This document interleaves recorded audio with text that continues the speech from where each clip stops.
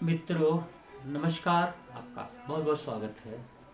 आज हम बात कर रहे हैं हार्ट डिजीज़ की। जैसा कि आप जानते हैं, हार्ट डिजीज़ बहुत ज़्यादा कॉमन है आज के समय में, और हर तीसरा आदमी इस समस्या से परेशान है और उसको सही इलाज नहीं मिल रहा है।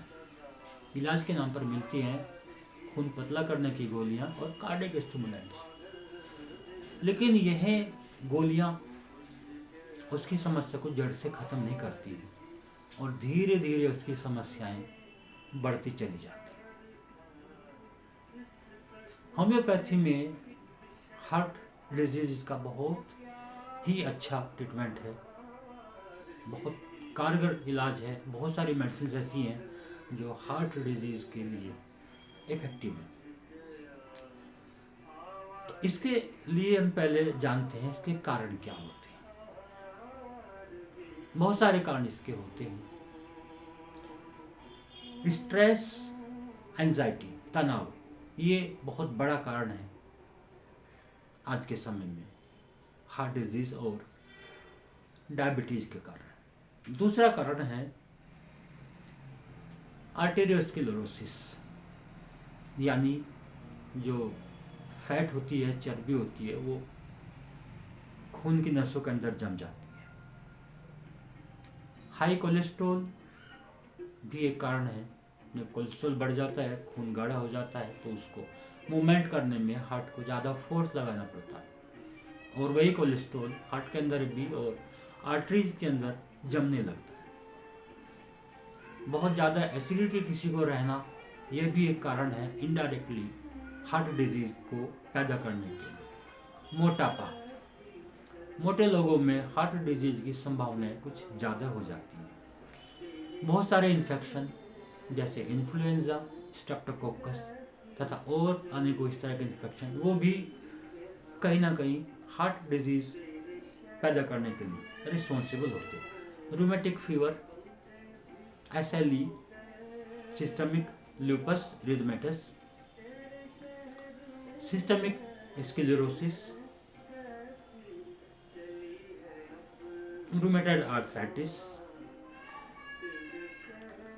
ये जो कुछ चीज़ें मैंने भी बताई हैं लास्ट में, ये बेसिकली ऑटोइम्यून डिजीज़ पैदा करती हैं। और ऑटोइम्यून डिजीज़ में हमारा जो सिस्टम है, इम्यून सिस्टम, वह कंफ्यूज हो जाता है और वह हमारे बॉडी पार्ट्स को डैमेज करने लगता है। तो ऑटोइम्यून डिजीज़ को भी कंसिडर करना बहुत ज़रूरी है, उसको ट्रीट करना बहुत ज़रूरी है। ऑटोइम्यून डिजीज़ का एलोपैथी में कोई इलाज नहीं,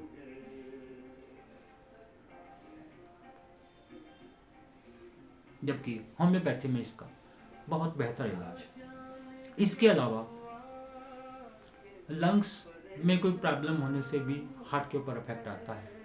लीवर में कुछ डिजीजेज होती हैं, जैसे लीवर में ऑब्स्ट्रक्शन आ जाए या सिरोसिस हो जाए, तो वो भी एक कारण बन सकता है हार्ट डिजीज का। किडनी में इन्फेक्शन या नेफ्राइटिस भी एक कारण होता है हार्ट डिजीज और ब्लड प्रेशर का। लाइफस्टाइल एक कारण है, और ASD, आर्टेरियल सेप्टल डिफेक्ट, और VSD, वेंट्रिकुलर सेप्टल डिफेक्ट, ये कुछ कारण हैं जो हार्ट डिजीज पैदा करने के लिए रिस्पॉन्सिबल है। अब इनके कुछ सिम्टम्स जानते हैं। कुछ सिम्टम कॉमन होते हैं हार्ट डिजीज के। इसमें एक तो ब्लड प्रेशर हाई रह सकता है, लो भी रह सकता है। हार्ट रीजन में पेन उनको महसूस होता है, भारीपन महसूस होता है, सांस लेने में दिक्कत होती है, चक्कर आता है, जो मेहनत करने के बाद आता है, कुछ भी काम करने के बाद, ऊपर चढ़ने, सीढ़ी में चढ़ने के बाद चक्कर आने लगता है। हार्ट के ज़्यादातर सिम्टम्स, ज़्यादातर परेशानी लेटने के बाद बढ़ती है। सीधा वो नहीं लेट सकता है, उसको थोड़ा सा ऊपर लेटना पड़ता है, सर के नीचे काफ़ी मोटा तकिया लेकर, यानी इस तरह रिकम्बेंट पोजीशन में लेटने से उसको राहत मिलती है। लक्षणों के अनुसार कुछ दवाइयों के बारे में हम बात करते हैं।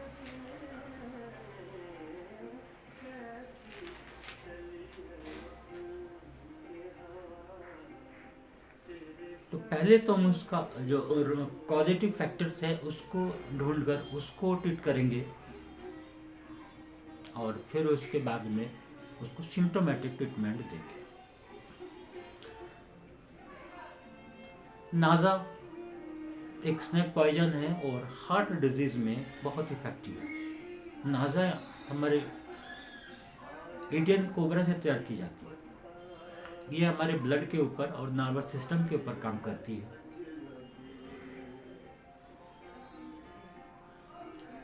अभी मैं एक बात और कहना चाहूँगा कि बहुत बार पेशेंट को दर्द होता है हार्ट के कारण, लेकिन लोग उसको गैस्ट्रिक के कारण समझकर इग्नोर कर देते हैं, तो वहाँ डायग्नोज करना बहुत ज़रूरी होता है।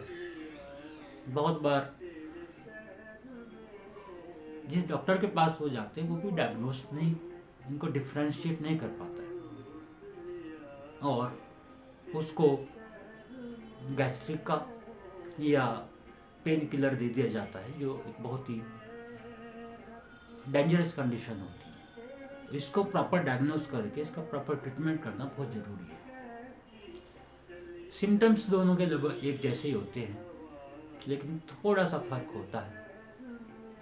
फर्क ये कि जो हार्ट के पेन होते हैं वो स्टिचिंग की तरह के होते हैं, सुइयां चुभने की तरह होते हैं, और वो हमारे चेस्ट रीजन से स्टार्ट होकर और ऊपर की तरफ आते हैं या यहीं पर महसूस होते हैं। लेकिन गैस्ट्रिक के कारण जो दर्द होते हैं वो हमारे एपिगैस्ट्रिक रीजन में होते हैं और यहाँ से ऊपर आते महसूस होते हैं। हार्ट के पेन एक्सर्शन करने से, मूवमेंट करने से बढ़ते हैं, जबकि गैस्ट्रिक पेन में ऐसा कुछ नहीं होता है।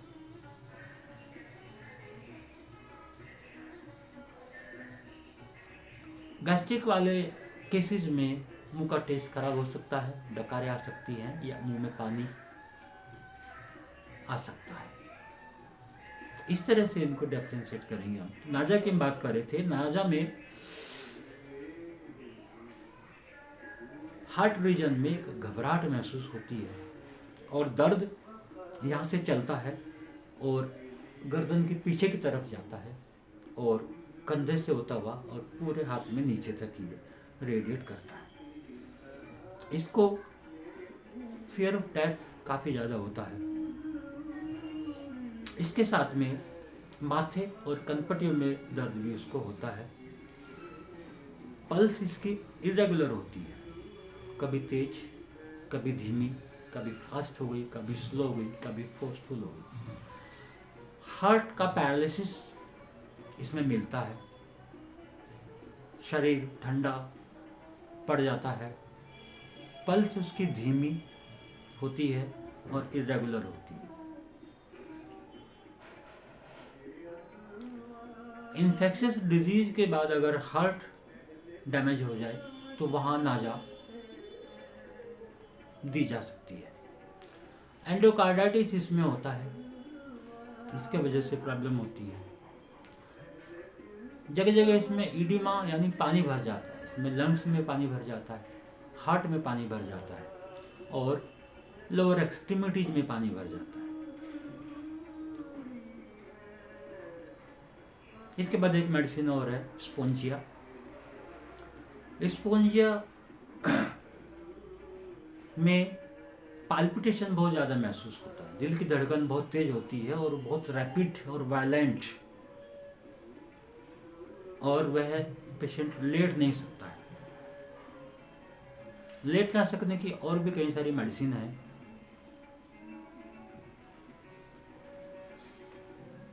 आधी रात के बाद पेशेंट अचानक जग जाता है और उसको दर्द महसूस होता है हार्ट रीजन में, और साथ में उसको सांस लेने में तकलीफ होती है, सफोकेशन होता है, और चेहरा उसका फ्लश हो जाता है, लाल हो जाता है, एकदम गर्म हो जाता है। वाल्वुलर की इनसफिशिएंसी इस पेशेंट के अंदर होती है, यानी वाल्व्स में कोई डिस्टर्बेंस होता है, तो वहाँ भी स्पोंजिया काम करती है। ब्लड ऐसा लगता है कि जैसे सारा छाती के अंदर आ गया, बहुत ज़्यादा सर्जिंग बहुत ज़्यादा महसूस होती है, और ऐसा लगता है कि ये हार्ट छाती को फाड़ देगा या ब्लड छाती से निकल जाएगा। हार्ट की हाइपरट्रोफी में भी इसको यूज किया जाता है, नहीं हार्ट बड़ा हो जाता है, हार्ट फैल जाता है, लेकिन ये काम करेगी जब एक्यूट सिम्टम्स होते हैं हार्ट प्रॉब्लम के, तब वहाँ स्पोंजिया दी जाती है। रस्टक्स का भी यूज़ है, लेकिन कम केसेज में। अगर ओवर एडजर्शन लंबे समय तक करते करते हार्ट में हाइपरट्रॉफी हो गई, हार्ट का साइज बढ़ गया, तो ये काम आती है। पेशेंट की पल्स जो है तेजी से चलेगी, लेकिन कमज़ोर, छूने पर बड़ी मुश्किल से पकड़ में आएगी, इरेगुलर इंटरमिटेंट होती है, और साथ में लेफ्ट आर्म के अंदर नमनेस होती है। इसका एक बहुत खास सिम्टम ये है कि पेशेंट को आराम से बैठे बैठे भी पाल्पिटेशन, दिल में धड़कन और ट्रेमलिंग, यानी उसका शरीर हिलता रहता है, वो होता है। तो ये सिम्टम इसका बहुत इम्पोर्टेंट है। क्रेटेगस एक मेडिसिन है जो ज़्यादातर मदर टिंचर फॉर्म में यूज़ की जाती है, और काफ़ी सारी चीज़ों को ये कवर करता है। हार्ट की प्रॉब्लम के कारण कहीं ड्रॉप्सी हो, हार्ट में फैटी डिजनरेशन आ गया हो, अरोटा में कोई प्रॉब्लम होने से हार्ट की प्रॉब्लम हो, थोड़ा सा भी मेहनत करते सांस फूलने लगता है, और पल्स रेट उसकी बढ़ जाती है। जैसे ही उसने कुछ काम करना शुरू किया, थोड़ा सा वजन उठाया या सीढ़ियाँ चढ़ गया, तो सांस फूलेगा, पल्स उसकी तेजी से धड़कने लगेगी। हार्ट में और लेफ्ट क्लेविकल के नीचे यहाँ उसको दर्द होता है, हार्ट से लेकर यहाँ तक इस एरिया में उसको दर्द होता है। हार्ट इसका फैला हुआ बड़ा होता है। अगर हम स्टेथोस्कोप से देखते हैं तो वाल्व के अंदर मरमर की आवाज़ सुनाई पड़ती है, स्किन इसकी ठंडी पड़ जाती है, अंगुलियां और पैरों की अंगुलियां नीली पड़ जाती है। इन्फेक्शियस डिजीज होने के बाद हार्ट प्रॉब्लम हो जाना, वहां भी ये काम करता है। एकोनाइट जो है हम एक्यूट अटैक में दे सकते हैं। हमारे पास एकदम से पेशेंट को अटैक आ गया, पता चला कि अटैक आ गया, तो उसको तुरंत एकोनाइट दी जा सकती है। एकोनाइट एक रेस्क्यू रेमेडी है, और ये सडन नेस के ऊपर काम करती है। कोई भी सिम्टम्स अगर एकदम से आ रहा है तो वहाँ पे ये काम करती है। बाएं कंधे में पेशेंट को दर्द होता है, पल्स उसकी काफ़ी फुल होती है, भरी भरी होती है, बहुत तेज़ी से वो उसकी हमको पल्स छूने पे मिल जाती है। यानी पल्स नब्ज अगर तेज़ी से धड़क रही है, बहुत फास्ट चल रही है, तो वहाँ हम एकोनाइट को कंसीडर करेंगे। जब वो बैठता है तो उसकी टेम्पोरल और कैरोटिड आर्टरियाँ यहाँ गले में और यहाँ नसें उसकी फूली हुई और फैलते दिखाई पड़ जाती हैं। तो इन कुछ कंडीशन के आधार पर हम एकोनाइट दे सकते हैं। इसके अलावा वेरेट्रम एल्बम भी इस एक्यूट कंडीशन में दी जाती है।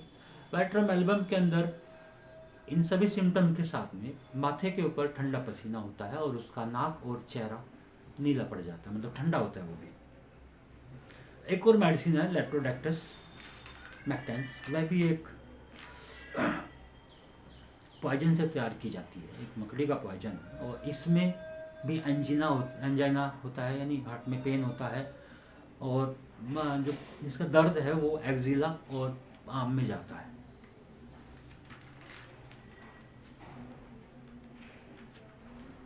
तो ये 3-4 मेडिसिन ऐसी हैं कि इसमें हार्ट अटैक में दी जाएँ और तो उसके बाद वो उस अटैक को शांत कर देती हैं। फिर बाद में उनके लिए और मेडिसिन का सिलेक्शन कर सकते हैं।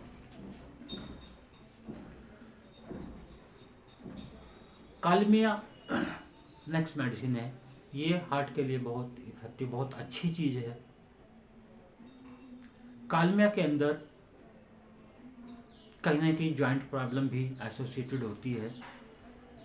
जैसे किसी को रूमेटॉइड आर्थराइटिस हो गया, रूमेटिक फीवर हो गया, जॉइंट में पेन था, वो फिर बाद में वहाँ से किसी दवाई लगाने से या कुछ खाने से सप्रेस हो गया और वो फिर हार्ट के ऊपर उसका असर आ गया, तो वहाँ पे ये कालमिया दी जाती है।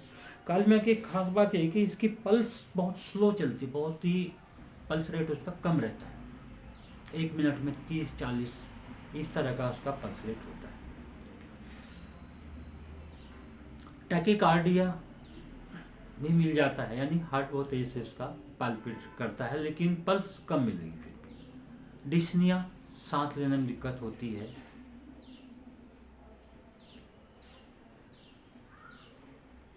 इसका जो पाल्पिटेशन होता है वो आगे की तरफ झुकने से ज़्यादा बढ़ता है।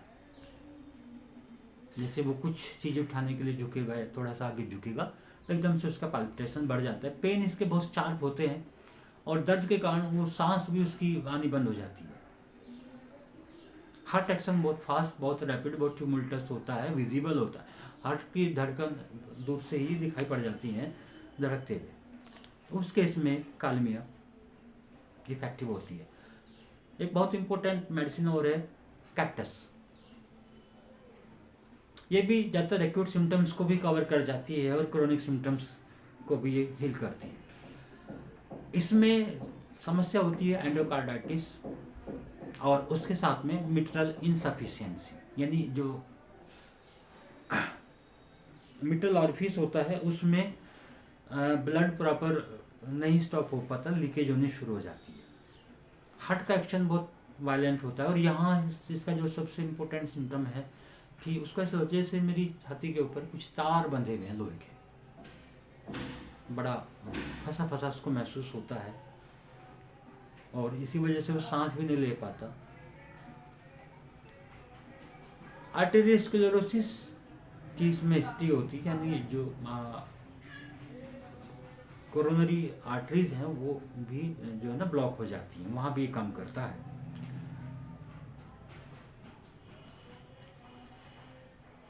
कंस्ट्रिक्शन की फीलिंग इसमें ज़्यादा होती है, हर जगह कंस्ट्रिक्शन, गले में उसको कंस्ट्रिक्शन लगे, जकड़न लगेगी, छाती में जकड़न लगेगी, पेट में जकड़न लगेगी, जगह जगह पर कंस्ट्रिक्शन की इसमें फीलिंग होती है।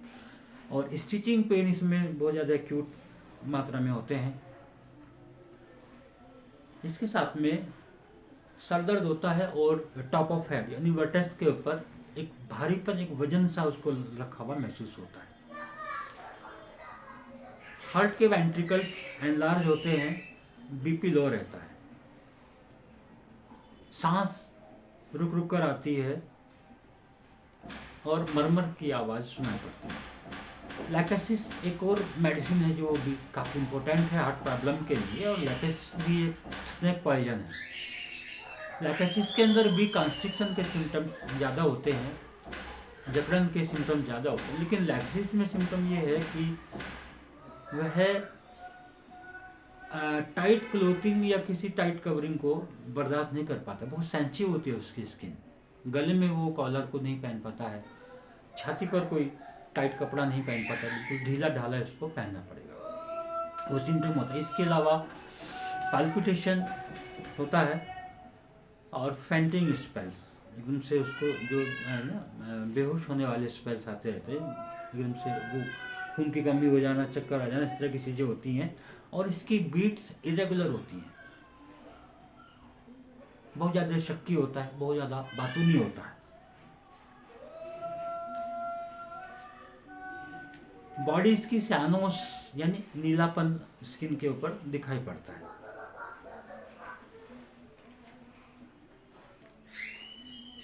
नेक्स्ट मेडिसिन हमारी स्पाइजीलिया, बहुत इंपॉर्टेंट मेडिसिन है ये भी।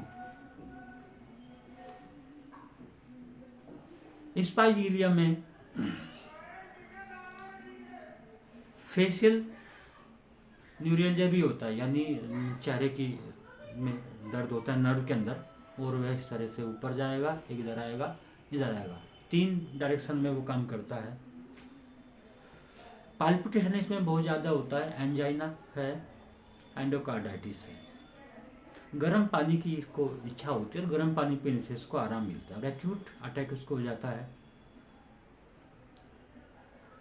पूरी बाईं छाती उसकी दुख रही होती है,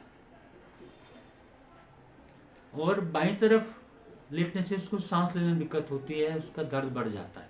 अगर वो दाईं तरफ राइट साइड में लेट जाता है करवट लेकर, तो उसको आराम मिल जाता है। ये इसका बहुत स्पेसिफिक सिम्टम है, सिम्टम्स पर मेडिसिन देने से ये हार्ट अटैक को भी कवर कर जाती है। नेक्स्ट मेडिसिन है हमारी डिजिटलिस। थोड़ा सा ही मूव करते हैं उसको बहुत ज़्यादा पाल्पिटेशन होने लगता है, बहुत तेज दिल की धड़कन होने लगती है, इसलिए वह मूवमेंट नहीं करना चाहता है। बस वो आराम से लेटा है तो ठीक है, बैठा है तो ठीक है, और मूवमेंट करते उसको परेशानी बढ़ जाती है, इसलिए वो मूवमेंट नहीं करता है। इसके अपोजिट मेडिसिन जैल्सीमियम है। जैल्सीमियम में नॉर्मली पेशेंट जो है आलसी होता है, या उसको बड़ी कमजोरी होती है और वह चलता फिरता नहीं है। लेकिन अगर इसको हार्ट की प्रॉब्लम हो जाती है तो वह चलना फिरना पसंद करता है, वो चलता रहता है लगातार। चलते रहने से उसको आराम मिलता है, उसको लगता है अगर मैं बैठ गया तो अटैक आया और मैं गया। हार्ट डिजिटलिस में डायलेट हो जाता है, फैल जाता है, हार्ट के अंदर पानी भर जाता है। हार्ट फेल्योर उसमें होता है बुखार के बाद, बुखार आया उसके बाद उसका असर हार्ट के ऊपर आ गया, और हार्ट की प्रॉब्लम के कारण कहीं ड्रॉप्सी है, पानी भरा हुआ है, तो डिजिटलिस वहाँ पे काम करती है। डिजिटलिस की पल्स भी बहुत वीक होती है, उसको बड़ा मुश्किल हो जाता है लोकेट करना, पता नहीं चलता पल्स है कि नहीं है। पूरी बॉडी उसकी ठंडी और नीली हो रही होती है।